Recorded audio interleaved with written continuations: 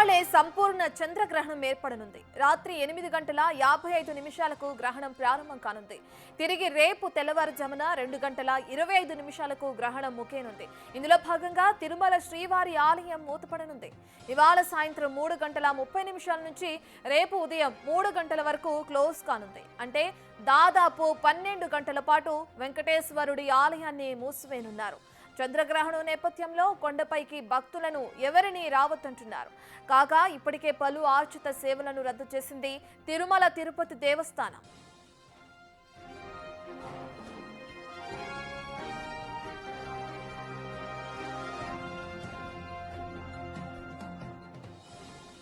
Right, ఇక ఇప్పటికే మనం చూస్తున్నాం అటు ఈ రోజు సంపూర్ణ చంద్రగ్రహణం ఏర్పడే అవకాశం ఉంది. రాత్రి 8:55 ఈ గ్రహణం ప్రారంభం కానుంది.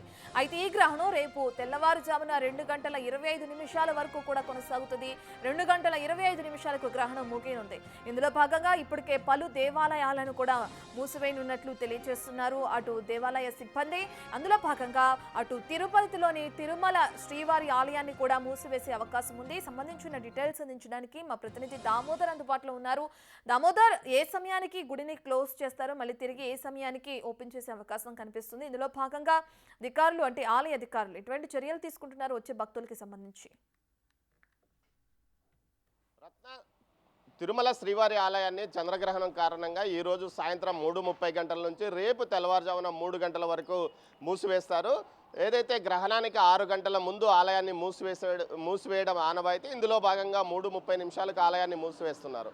అయితే రేపు తెల్లవారుజామున 3 గంటలకు ఆలయాన్ని తెరిచి సుప్రభాతము, తర్వాత శాంతి పుణ్యవాచనం నిర్వహించిన తర్వాత భక్తులకు 6 గంటల నుంచి స్వామివారి దర్శనానికి అనుమతిస్తారు.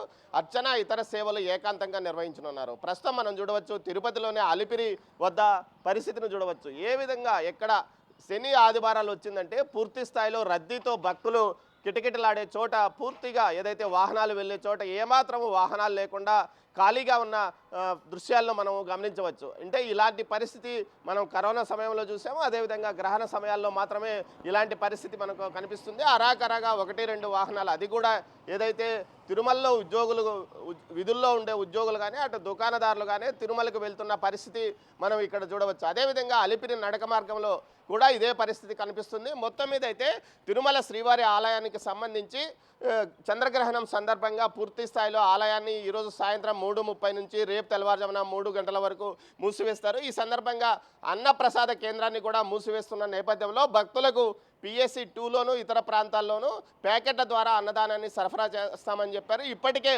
ఏదైతే క్యూ లైన్లను పూర్తిగా భక్తులను లోపలికి అనుమతించకపోవడం వల్ల లోపల ఉన్న భక్తులకు మధ్యాహ్నం 1:30 గంటల వరకు అనుమతిస్తామంటూ కూడా అధికారులు చెప్తున్న పరిస్థితి. ఇటు నడక మార్గంతో పాటు ఏదైతే అలిపిరి వాహన మార్గం టోల్గేట్ ద్వారా కూడా వాహనాలు అరాకొరాగా వెళ్తున్నాయి. కేవలం ఉద్యోగులు మాత్రమే వెళ్తున్న పరిస్థితి. ఇదే విధంగా అయితే ఈరోజు తెరుచుకునే ఒకే ఒక ఆలయం ఏదంటే చిత్తూరు ఏదైతే తిరుపతి జిల్లా శ్రీకాళహస్తీశ్వర ఆలయాన్ని, వాయులింగేశ్వర స్వామి ఆలయం మాత్రం ఈరోజు తెరుచుకుంటుంది. అక్కడ రాహుకేతువులు స్వామివారికి కవచాలుగా ఉంటాయి కాబట్టి ఏదైతే నవగ్రహ ప్రభావం ఆలయం మీద ఉండదో అక్కడ పెద్ద ఎత్తున ఈరోజు భక్తుల రద్దీ కూడా పెరిగే అవకాశం ఉంది.